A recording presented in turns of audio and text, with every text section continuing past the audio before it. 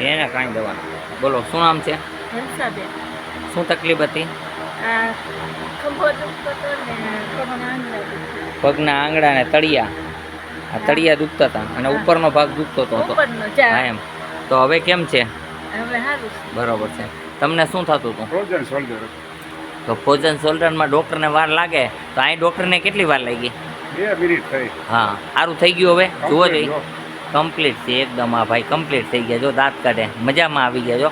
હે ને હવે મિલિટરીમાં જવાની કોશિશ કરે છે કે દેહની સરહદ માથે જઈ અને કંઈક દેશની મદદ કરવી કે હવે હાથી કે કામ કરતા થઈ ગયા છે જો કસરત માંડ્યા કરવા જો આટલી કે જલ્દી કે થાય નહીં પણ આ ભગવાને કયો ચમત્કાર કર્યો હનુમાને કે જેને કારણે મને તો હવે કે જોશ આવી ગયો હે દાંત કાઢે જો બધાય બાયણે આવી ગયા. કયું ગામ છે? દળવી જામકંડોળા દળવી જામકંડોળા તાલુકાના. કેવું લાગ્યું અહીંનું કામ હનુમાનજીનું? બહુ સારું લાગ્યું. કઈ પૈસા નથી લીધા ને? નહીં, કાંઈ નહીં. વરી આ બાપુ સારું તો કરે છે પૈસા નથી લઈ લેતા ને સાના મના? લીધા, કાંઈ નહીં. વાહ દવા દઈ એના લઈ છે હો વરી કાંઈ કેમ ન કહેતા દવા કારણ કે મારા બાપાને ઘરમાં નથી પાકતી ને એટલે હો ને આ દવાના પૈસા લેવા પડે એનું કારણ કે ઘરમાં નથી બનતી બહારથી જડીબુટ્ટીઓ મંગાવીએ છીએ ને એની દવા બનાવીને આપણે બધાને આપીએ છીએ. ઘણા લોકોનું એવું કહેવાનું થતું જો આ મશીનરી છે દવા બનાવવાની આમાં અમે નળથી દવા ભરીએ છીએ અને દવા બનાવીએ છીએ બોટલો બરાબર છે. આ મશીનથી ફિલ્ટર થાય છે દવા. ખોલો તો આ ખોલો હા એને એમને આ ખોલો આમ અત્યારે કોણ? એને ઉપાડવું નથી આ એમને ઉપાડો અને એટલે ઉપડશે. ખોલો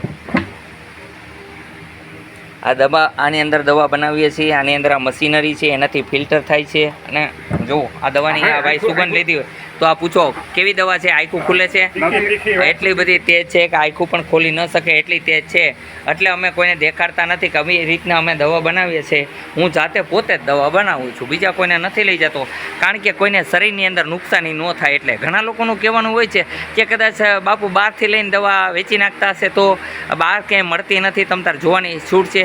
હું પોતે જ વનસ્પતિથી દવા બનાવું છું. વનસ્પતિની અંદર ઘણી બધી વનસ્પતિ અંદર મિક્સ કરું છું કપૂર મિક્સ કરું છું તજ લવિંગ જેમ કે મેન્થોલ આવી ઘણી બધી વસ્તુ મિક્સ કરીને આ દવા બનાવું છું અને એની અંદર એક અર્ક બનાવું છું બીજો એ પણ અંદર મિક્સ કરું છું જડીબુટ્ટીઓનો એ બધી વસ્તુ ભેગા કરું એક સફેદ સિંદૂર આવે એ પણ નાખું છું ને એના દ્વારા દવા બનાવું છું.